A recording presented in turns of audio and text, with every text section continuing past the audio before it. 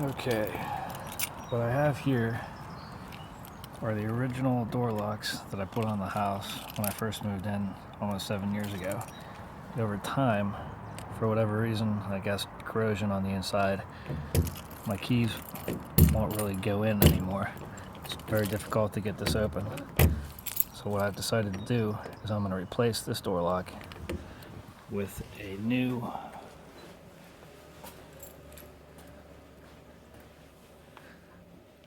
lock state electronic keypad and lock lever.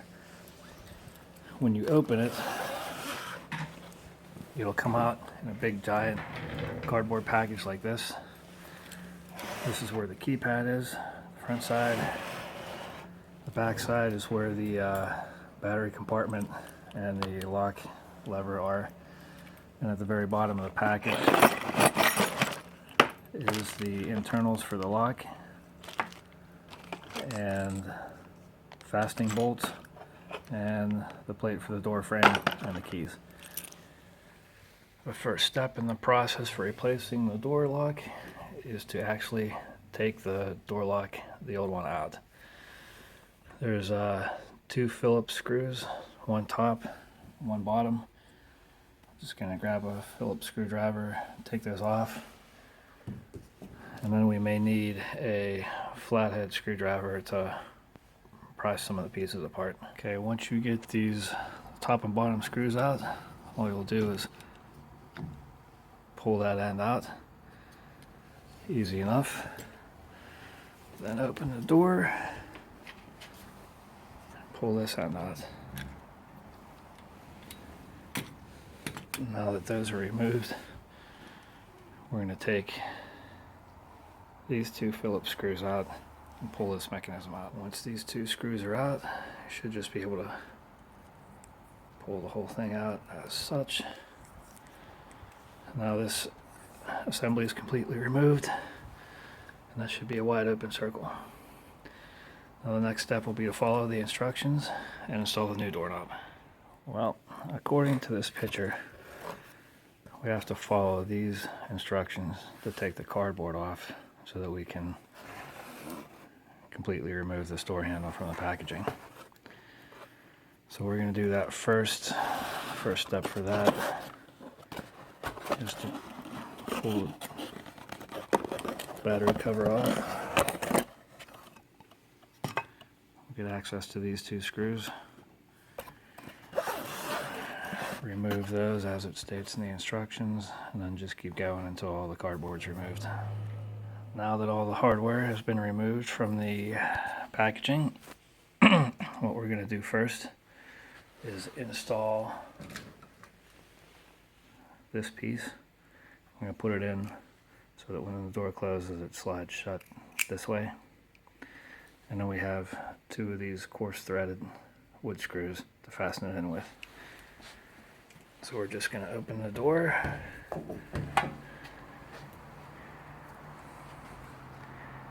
put this in like this,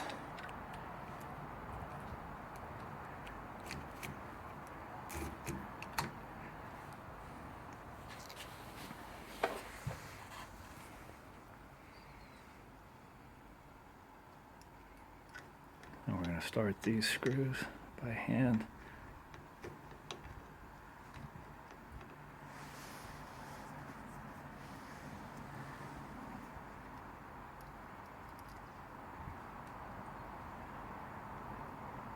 And we're going to screw them in the rest of the way with the Phillips screwdriver until they're tight. It should look like that on the inside. Okay. The beauty of this keypad is it's made for left-hand entry and right-hand entry.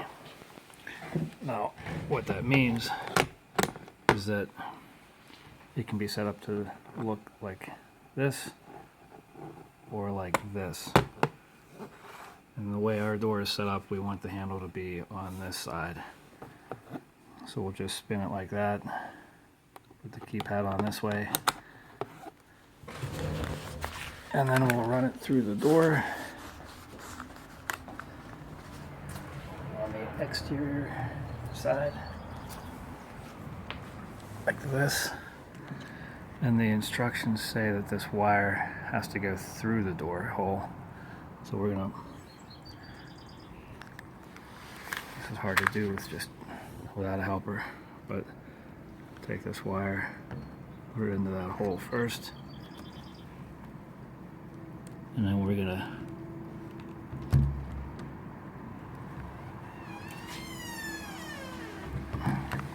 push that through like such.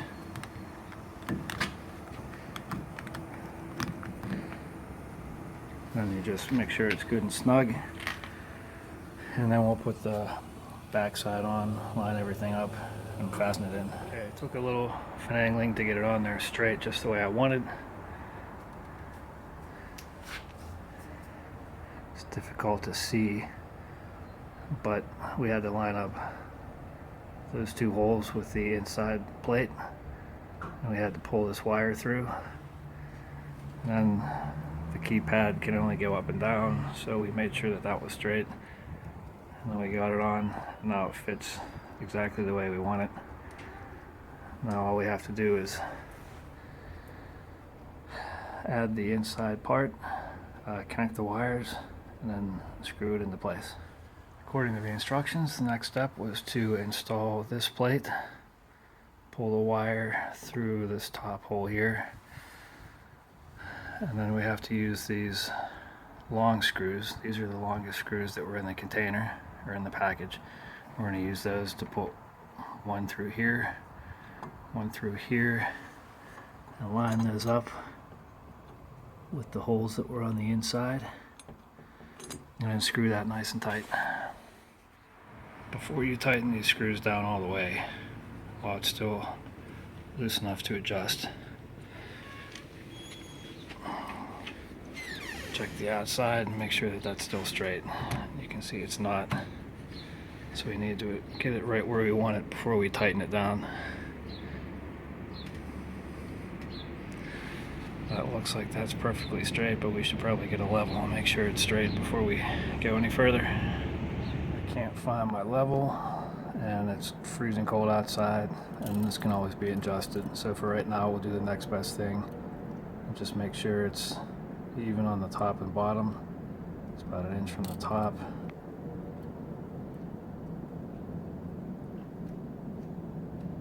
About an inch from the bottom. Looks pretty level. So we'll just leave it right like that, and then we'll tighten down the inside screws. And I found from experience that these screws tend to come loose. So make them as tight as you can now once everything's perfectly straight, and then you shouldn't have to worry about them coming loose in the future until your next lock replacement. Okay. Once these two screws are bolted down nice and tight, and there's no chance of this jiggling or moving, or the outside faceplate jiggling or moving, the next step is to take this piece and connect this wire here with this wire here,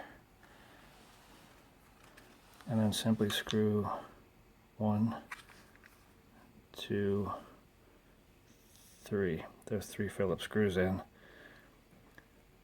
and then all we should have to do is put the batteries in and attach the battery cover. We should be good to go.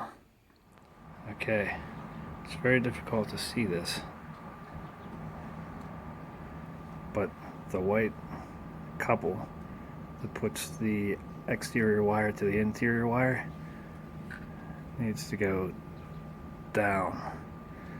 Its natural position was to stay up, and when I was pushing these together and trying to fasten it, the coupler was getting between this plate and the mounting plate, and if I had continued screwing it to get it nice and tight and flush up here, what would have happened was I probably would have broke that little plastic coupler and destroyed the electronic touchpad feature of this device. So again, it's very tough to see, but the white coupler that connects the exterior wire to the interior wire has to go down towards the bolt that comes through the door. Otherwise, the interior faceplate won't mount correctly. and you could destroy the white coupler and the electronic mechanism for this lock. Again, just as in the previous instructions, I'm going to make these 3 screws as tight as I can, because over time, from jiggling and wear and tear on the doorknob, these screws tend to come loose. At least they did on my old one. I'm not sure about how this one's going to work, but bear in mind this is plastic up here, so don't make it too tight because you could crack the housing. But I made them as tight as I could without cracking the plastic. And then the next step will be to put the batteries in and program my keyless entry code. But before we get any further, I just wanted to test and make sure that this does in fact unlock the door. Both sides are working as expected, so I can now close the door.